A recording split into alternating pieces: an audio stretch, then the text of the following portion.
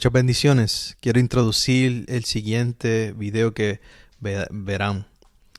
El siguiente video trata sobre el conflicto palestino eh, israelí y es una conversación entre dos amigos.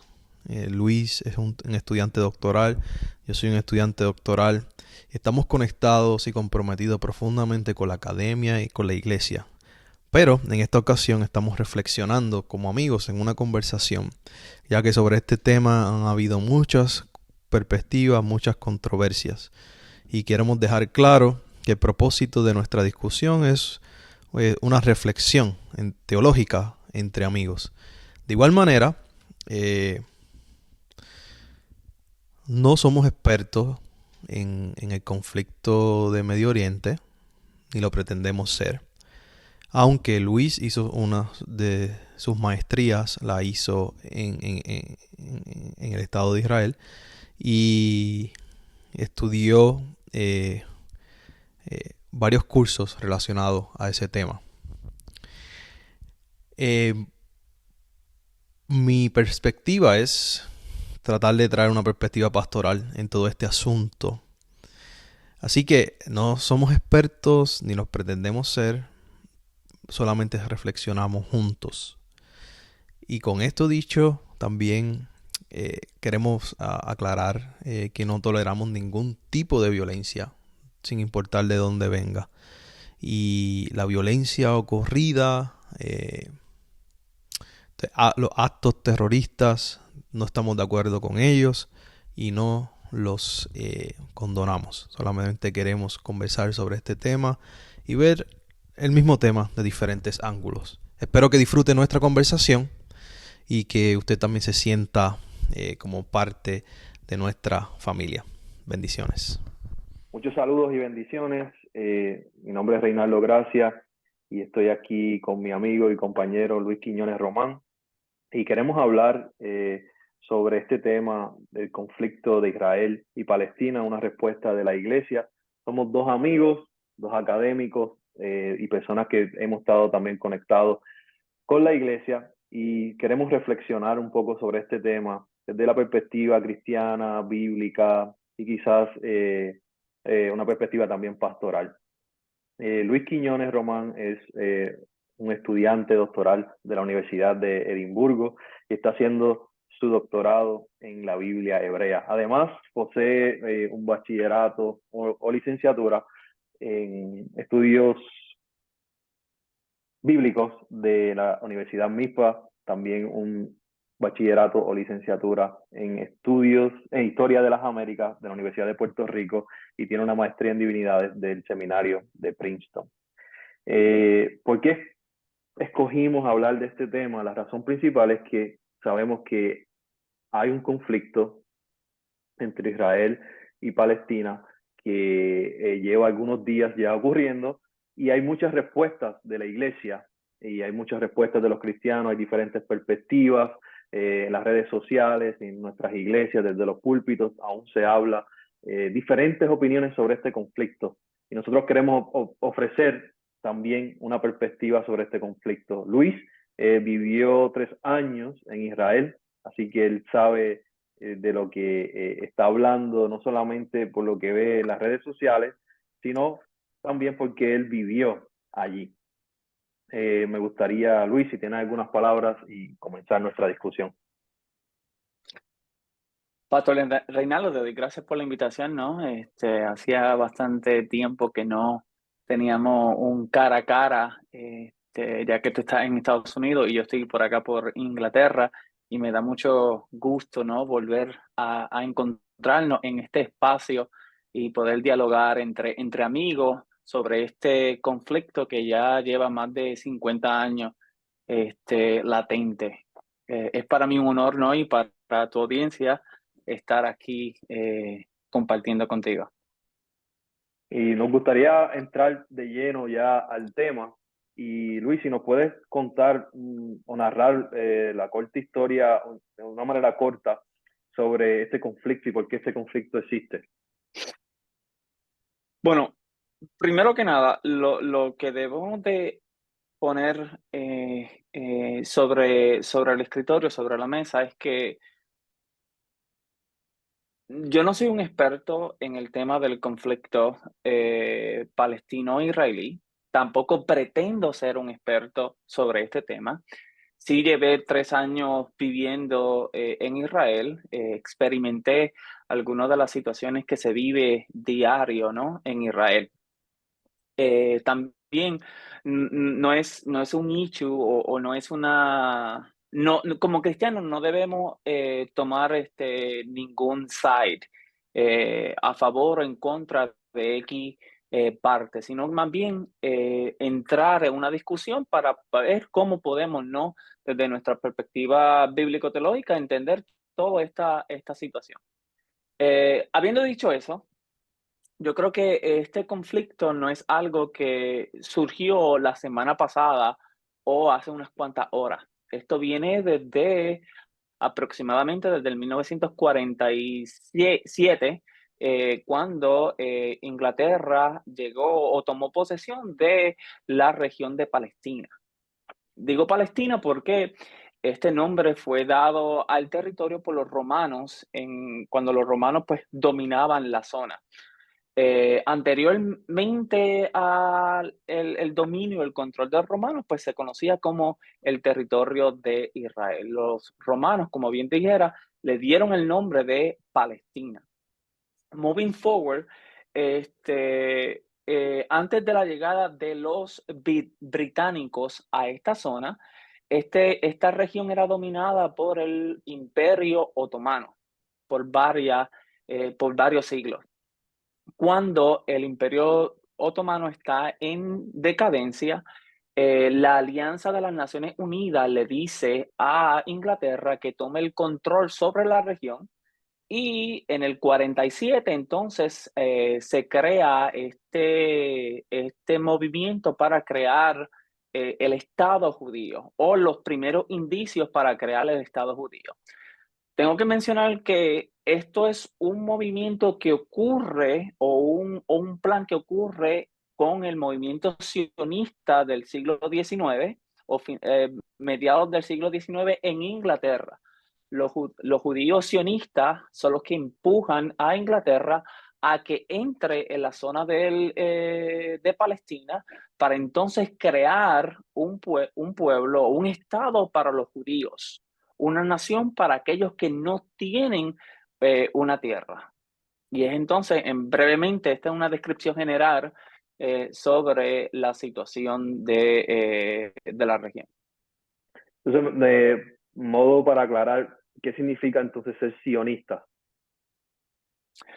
Sionista viene sobre la noción de Sion, el lugar o casa del Señor.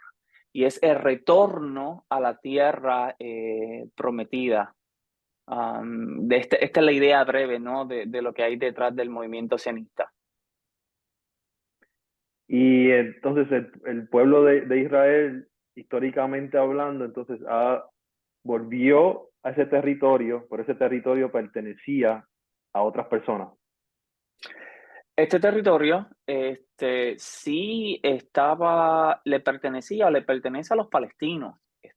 Una región que por más de unos cuantos siglos estuvo bajo el dominio del Imperio Otomano y ahí vivía gente antes de llegar, antes de crearse el Estado moderno de Israel.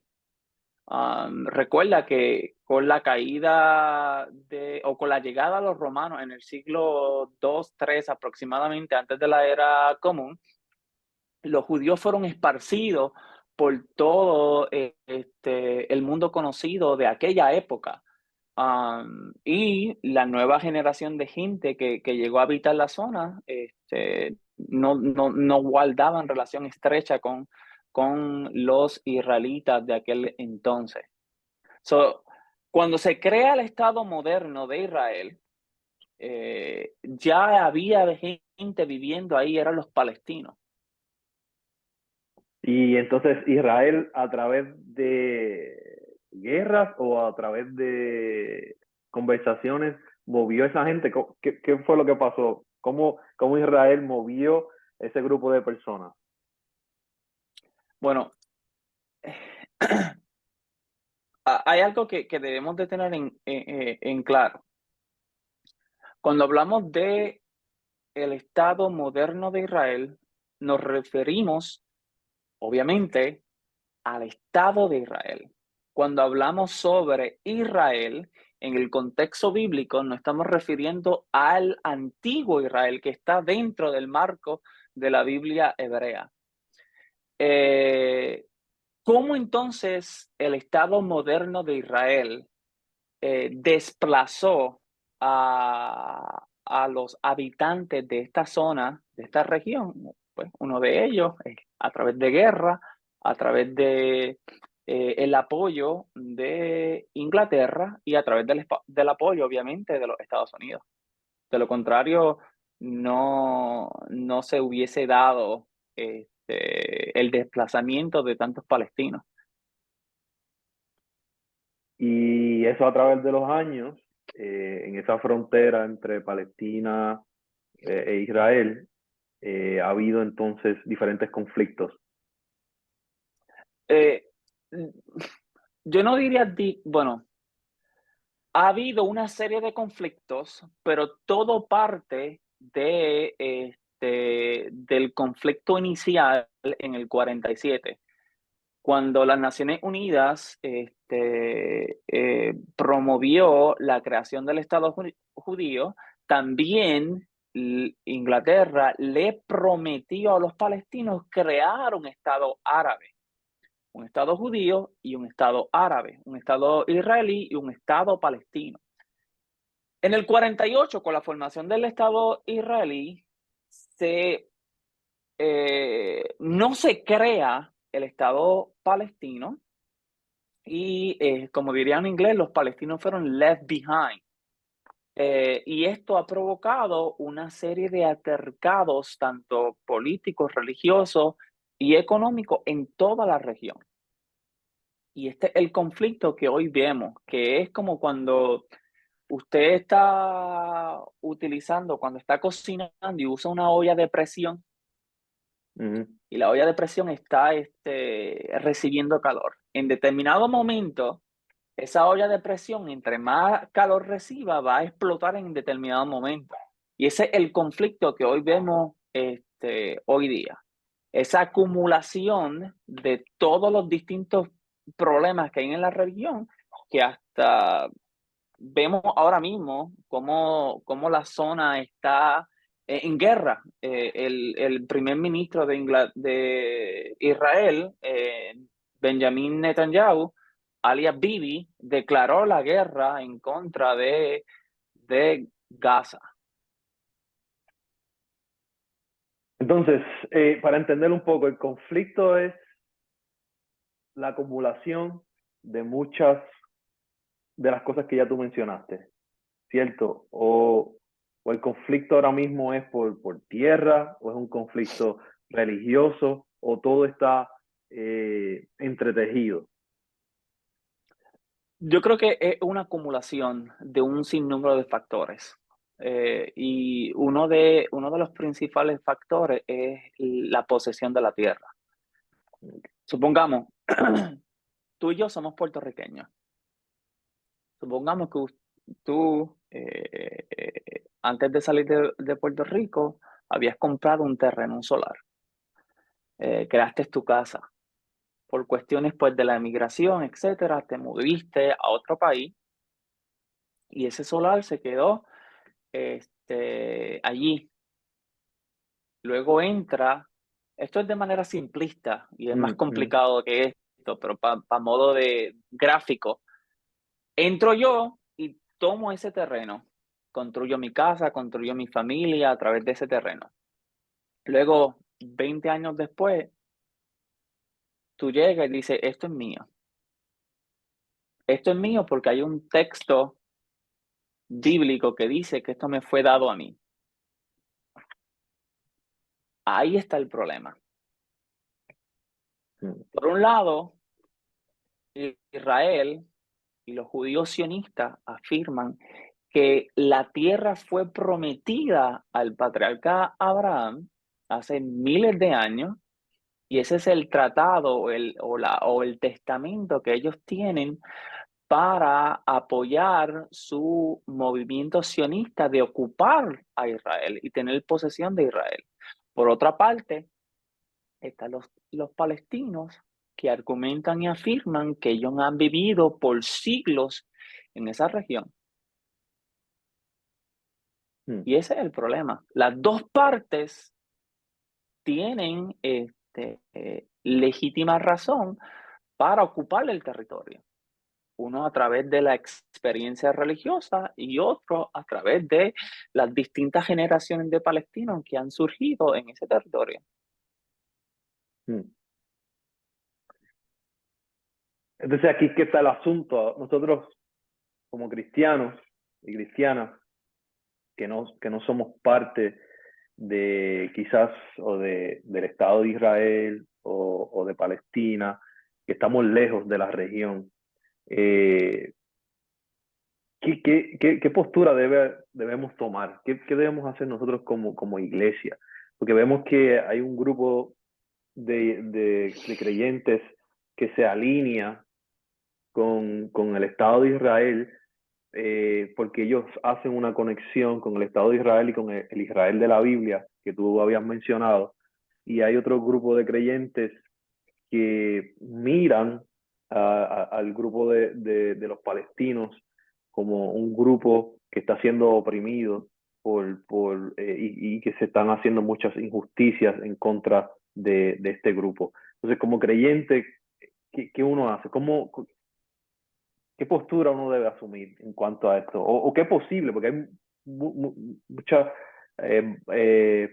posturas que uno puede asumir, pero no sé, me gustaría pensar de una manera diferente o que nos ayudaras a pensar sobre esto.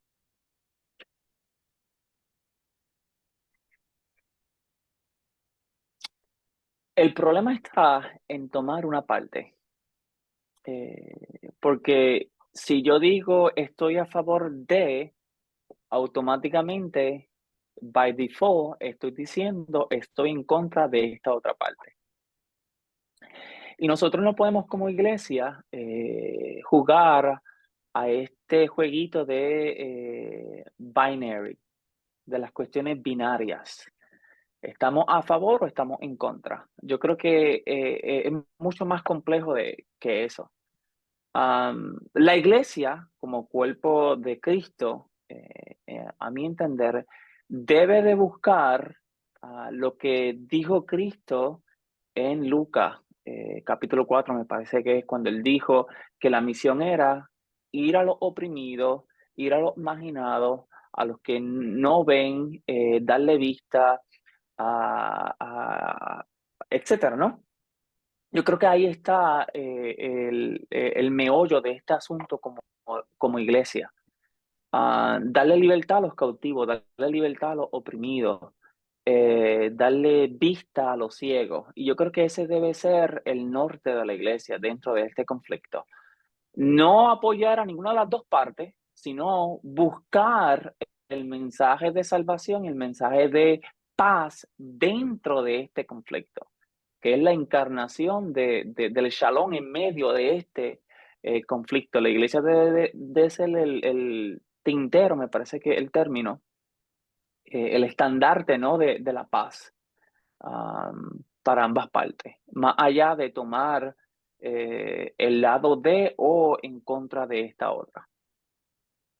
Entonces, como iglesia debemos orar por ambas partes, pero algunos cristianos pudiesen pensar que orar por Palestina es orar en contra del pueblo de Dios, ¿verdad? Porque las personas no hacen esa división que tú hablaste, el Estado de Israel y el Israel de la Biblia. Para ellos, desde su perspectiva, todo es el mismo pueblo. ¿Cómo tú nos ayudas a pensar sobre eso? Mira, el Estado moderno de Israel, y esto puede ser que suene un poquito controversial, no es el Estado, el Estado moderno de Israel no es el antiguo pueblo de Israel.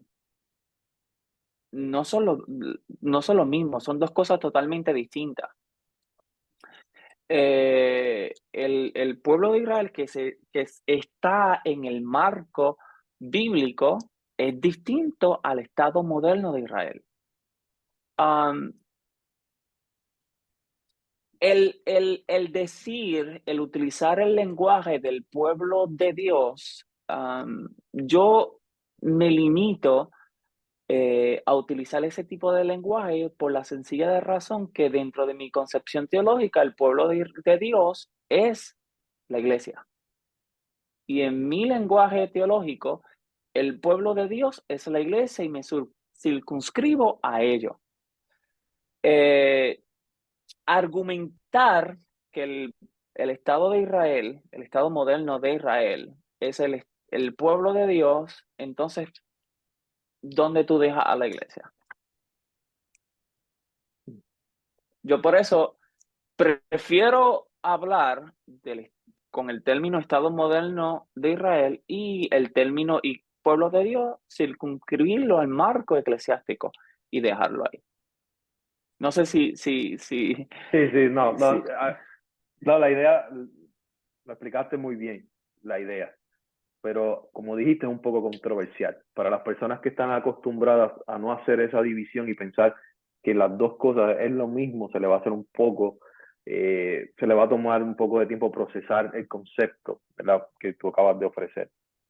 Y yo pienso que hay uno pasaje bíblico que dice que el nuevo Israel de Dios, que es que se refiere a la iglesia, que viene siendo ese pueblo de Dios.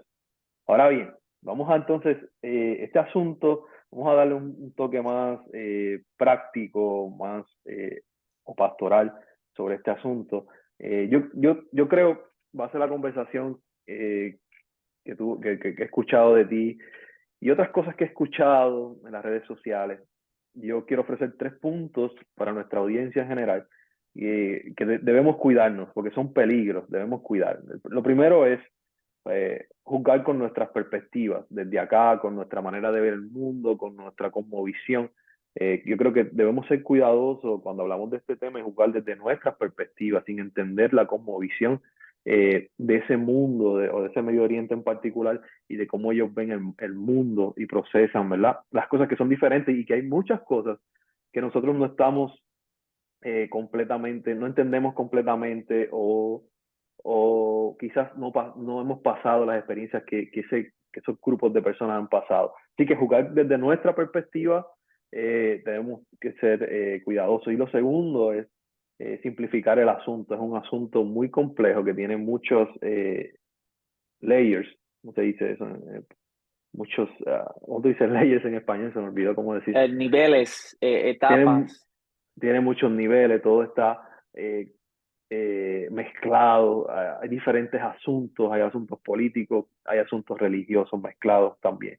Y simplificar, decir que esto es blanco y negro y utilizar una perspectiva simplista, yo creo que no le hace justicia al asunto. Y lo tercero es la interpretación bíblica, cómo interpretamos la palabra de Dios.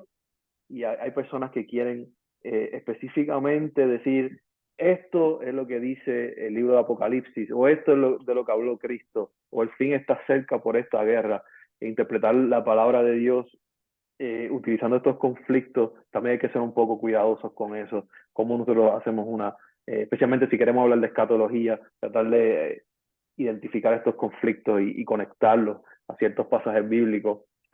Son algunos de los peligros que yo he visto en los cuales la gente en las redes sociales, aún líderes religiosos y cristianos y cristianas, han tomado livianamente. No sé, Luis, si quieras añadir algo más que tú has visto, adicional, que debemos ser cuidadosos como creyentes a la hora de hablar de este conflicto.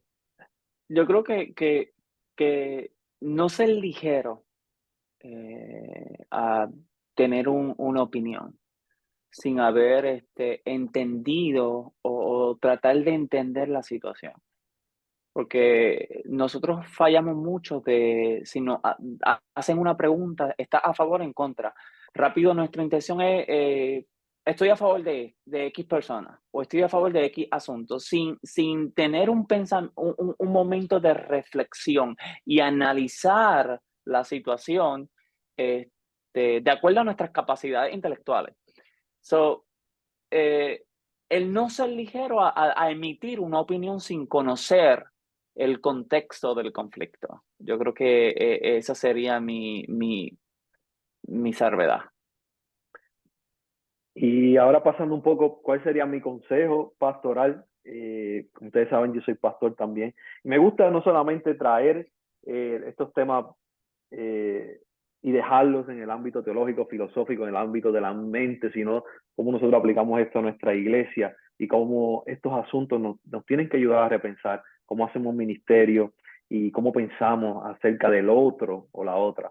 Y tengo 3 puntos. El número 1, debemos rescatar esa teología del Antiguo Testamento, específicamente, o de la, a ti no te gusta ese término, ¿cómo tú le llamas? Biblia hebrea.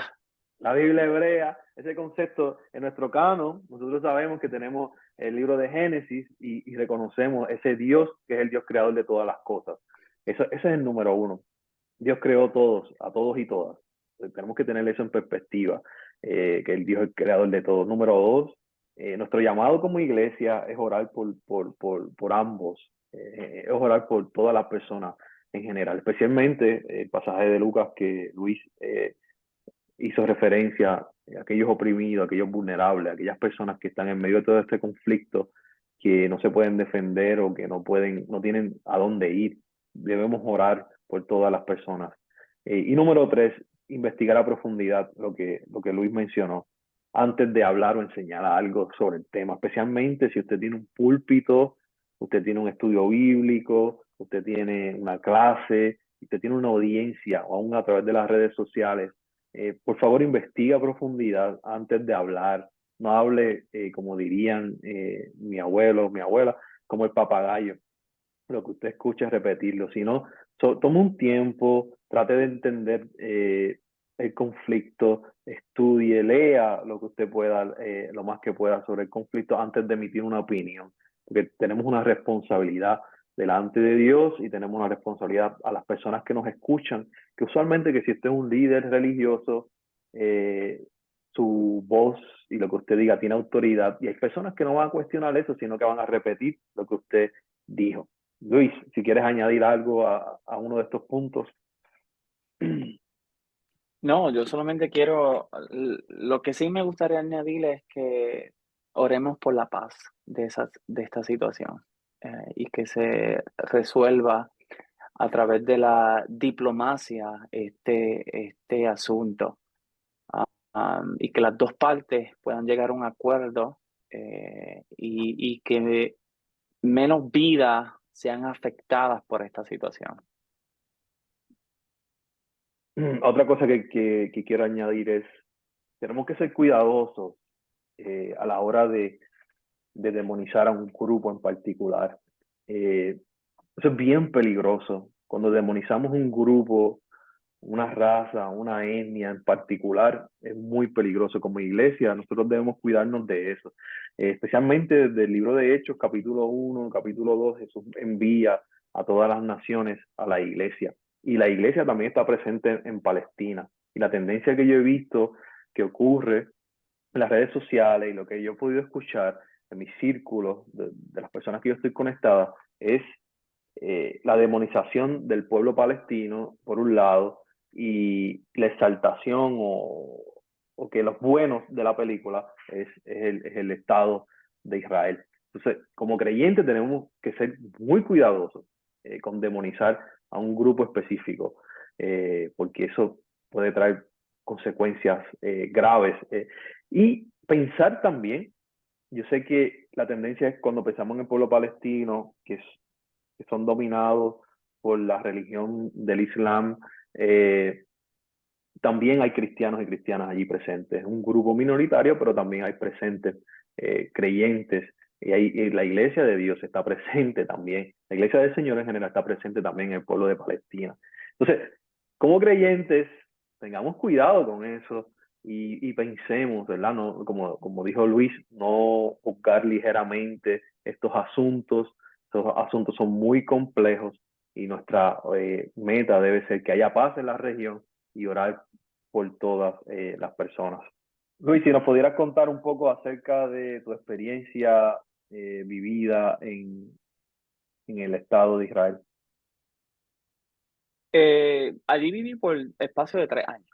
Viví en Jerusalén, a unos 20 minutos de la ciudad sagrada. Viví en la colina que se conoce como Mount Scope o French Hill.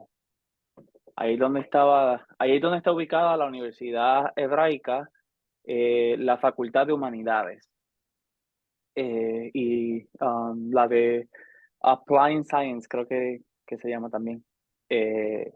So,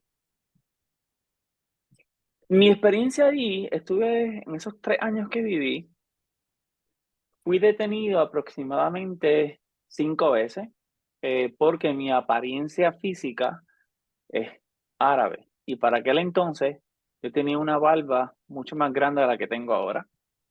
Y tenía también pelo, ahora no tengo pelo. Eh, yo creo que de esas 5 ocasiones, la peor de todo, lo más difícil fue cuando estuve cruzando de Bethlehem a Jerusalén. En Israel, ellos no te ponchan el pasaporte, ellos te dan un slip, un papelito, aproximadamente como de este tamaño. Entonces es la visa que ellos te dan. Entonces, esa visa pues estaba expirada, pero mi pasaporte estaba vigente y la visa estudiantil que está dentro de mi pasaporte también estaba vigente. Lo que sí estaba expirado era el blue slip que ellos te dan. So, cuando detuvieron el autobús que cruzaba de Bethlehem a Jerusalén, ellos pidieron que todos los que estaban dentro del autobús enseñaran su pasaporte. Ahí ellos se dieron cuenta entonces, cuando yo enseñé el mío, que mi blue slip estaba expirado. Me bajaron del autobús y me llevaron a un cuarto para interrogarme en el checkpoint. Ahí me entrevistaron aproximadamente por 1 hora y media y me entrevistaron como, si mal no recuerdo, fueron como 3 soldados. Primero fue una mujer, luego fueron 2 hombres y el cuarto fue una llamada telefónica. Mientras él me hacía un sinnúmero de preguntas y yo contestaba, él estaba como que escribiendo en una computadora porque yo escuchaba el teclado cuando uno está typing. Y lo que yo me imagino, analizando un poco, es que ellos querían corroborar si la historia que yo le estaba presentando a ellos era la misma. Y por eso me entrevistaron estas 4 personas. Si soy yo, un extranjero con pasaporte estadounidense, fui detenido aproximadamente en 5 ocasiones. Imagínate un palestino que no tiene un pasaporte americano, un pasaporte europeo, eh, que vive allí, que no tiene ni tan siquiera una ciudadanía israelí, porque los palestinos que nacen en Jerusalén, los que nacen en Gaza y los que nacen en el West Bank, en Transjordania, no tienen pasaporte israelí. Ellos tienen que ir a Jordan para conseguir el pasaporte de Jordania y con ese pasaporte entonces poder viajar fuera del territorio. Ellos no pueden utilizar el aeropuerto de Ben Gurion en Tel Aviv. Ellos tienen que ir al aeropuerto de Jordania, a uno de los aeropuertos en Jordania para viajar al extranjero. Y para cruzar, si tú vives en Jerusalén y cruzar de Jerusalén a Bethlehem, hay un checkpoint. Entonces, para cruzar de la región del Transjordania, que está bajo el control militar del ejército israelí, Transjordania, para cruzar a Jordania hay otro checkpoint. So, tienes que cruzar 2 checkpoints para ir a Jordania. Si fui yo, siendo extranjero, detenido 5 veces, imagínate un palestino que vive allí, que no tiene dónde ir, ¿cuántas veces es detenido? No solo eso, la región de Transjordania o del West Bank tiene una muralla que da la vuelta a toda esa región, en concreto sólido, que nadie puede brincar esa verja. No es como los mexicanos cuando están cruzando de México a Estados Unidos, que brincan la verja y ya, con una escalera y fenomenal. No, no, no. Esa en cada cierto 200 metros, me parece que hay una torre, y dentro de esa torre hay uno o dos oficiales militares. Y eso está a vuelta redonda del West Bank. Y en Gaza también, que no es fácil cruzar al otro lado. Hay cámaras, ellos están en vigilancia 24/7. Si tú naces o estás en Transjordania y quieres cruzar a Jerusalén para ir al Mount Scope o The Dome of the Rock para orar, tienes que tener un permiso emitido por Israel. Si tú quieres trabajar en Jerusalén, también tienes que tener un permiso para trabajar en Jerusalén. De lo contrario, no puedes cruzar el checkpoint. Solo aquellos que tienen el permiso pueden cruzar el checkpoint. Y solo aquellos que viven en Jerusalén pueden cruzar el checkpoint, pero se les hace difícil cruzar de un lado al otro. También los avances médicos en el West Bank no están tan avanzados como en Israel. Y hay un sinnúmero de casos, y esto no lo estoy diciendo yo porque me lo estoy sacando de la manga, no. Busquen en internet y busquen fuentes fidedignas de noticias y reportajes. Hay un montón de casos donde gente ha muerto en los checkpoints porque el aparato militar no los dejan cruzar para tratarse médicamente en Israel. Hay un sinnúmero de casos que están ahí, ustedes pueden leerlo sobre esta situación. La situación de los palestinos no es nada fácil. Vivir en Transjordania. Por eso que debemos tener cuidado entonces con demonizar un grupo o al otro, decir este grupo es el bueno, este grupo es el malo, y especialmente como iglesia, desde nuestra perspectiva cristiana, que estamos llamados a abrazar a todo tipo de personas, de todas culturas, de todas naciones, y debemos ser cuidadosos. Luis, si quieres culminar nuestra conversación de hoy con algo adicional que tengas para nosotros. En cuanto, termino con esto, en cuanto al conflicto o la guerra actual, los actos violentos de Hamás se deben de condenar como actos terroristas. Hamás es una organización terrorista, punto. No hay que pasarle la mano, no hay que aplaudirlos. Ellos deben ser condenados y enjuiciados por las atrocidades que hicieron en estas pasadas semanas. Ahora, esto no quiere decir que Hamás es igual a Palestina o los palestinos. No es lo mismo. Hamás no es sinónimo de los palestinos y los palestinos no son sinónimo de Hamás. Otra cosa, la manera de cómo se ha caracterizado a los palestinos es como gente sin educación, animales humanos, Eh, otra frase que utilizan para referirse a los palestinos es gente, ah, barbaric people, gente bárbara, ¿no? Se dice en Sí, bárbaro, sí. bárbaros. Entonces, como tú dijiste anteriormente, se ha demonizado a los palestinos en todo este conflicto. Y eso es un error, es uno de los grandes errores que los grandes medios noticiosos han hecho. Perpetrar o caracterizar a los palestinos como los malos de la película.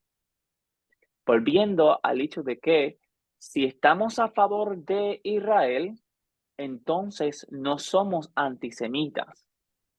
Y ese es el problema. Otro de los problemas dentro de este conflicto. Estamos en contra de Israel, pues somos antisemitas. Y ese es el miedo que tiene la mayoría de las grandes corporaciones de noticias, no sonar un poco antisemita. Y otra cosa es que tienen el guilt del holocausto como trasfondo. Sí, la culpa eh, del holocausto. Wow, yo creo que hemos conversado, hemos cubierto bastante sobre este tema. Nuevamente, nuestro propósito es de una manera informal poder reflexionar sobre este asunto y poderle darle una lectura cristiana desde nuestras experiencias, ¿verdad? Porque cada uno está en un contexto diferente, una experiencia diferente. Y creo que es un tema que está muy caliente en las redes sociales y como creyentes debemos estar pendientes de lo que está aconteciendo en el mundo. Y cuando se habla del Estado moderno de Israel, que para mucha gente en la iglesia es lo mismo que el pueblo de Israel, yo sé que eso levanta muchas pasiones y muchas teologías y maneras de verlo. Gracias, Luis, por tu tiempo. Me gustaría que compartieras con nosotros antes de culminar un poco acerca de lo que tú estás escribiendo y para aquellas personas que te quieran seguir en tu canal de YouTube y en las otras plataformas sociales, que por favor nos dejes saber dónde te pueden seguir y cómo te pueden contactar. Me pueden seguir en mi página de Facebook.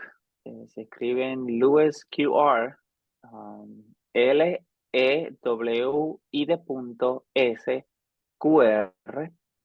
Me pueden conseguir en Facebook o en Twitter como LQ Román. Y lo que estoy escribiendo, donde el campo donde me estoy preparando es en la Biblia hebrea, específicamente violación sexual en la Biblia hebrea. Y yo creo que Luis tiene en su canal de YouTube algunos videos y él va a seguir trabajando su canal. Y yo creo que este tema que él está investigando es uno que también dentro del contexto de la iglesia hay diferentes interpretaciones o malas interpretaciones sobre este asunto y, no, y tratar de aplicar esos textos bíblicos, tratarlos de entender desde nuestra perspectiva. A veces no nos hacen sentido y yo sé que Luis va a estar explorando esos temas, sus redes sociales más adelante, así que estén pendientes, y no solo en las redes sociales, sino también en su disertación. Nuevamente, el propósito de este video es solamente ofrecer una reflexión, una perspectiva, porque hay muchas perspectivas en este asunto y poder pues, procesar y pensar sobre este tema juntos. Me gustaría, Luis, si eres tan amable y puedes culminar con una oración sobre este conflicto y ahí culminamos nuestro tiempo. Amén, amén. Padre Celestial, eterno Dios, delante de tu presencia estamos. Gracias por esta oportunidad de poder compartir con mi hermano Reinaldo y su audiencia a través de su canal de YouTube y otras plataformas donde este video va a ser esparcido. Señor, ahora mismo te pido, ¿no? Por el conflicto y la situación en Palestina e Israel. Señor, te pido que tú pongas tu mano y que tú tomes dominio y control de esta situación. Que ambas partes puedan llegar a un acuerdo diplomático y que ambas partes puedan negociar en armonía y que sobre todo haya paz. Paz a aquellos que están siendo oprimidos, paz a aquellos que están sufriendo a causa de este conflicto político en esta zona. Y que sobre todas las cosas, tu nombre, Señor, sea glorificado en medio de esta situación. En el dulce nombre de Jesucristo te lo pido. Amén. Amén.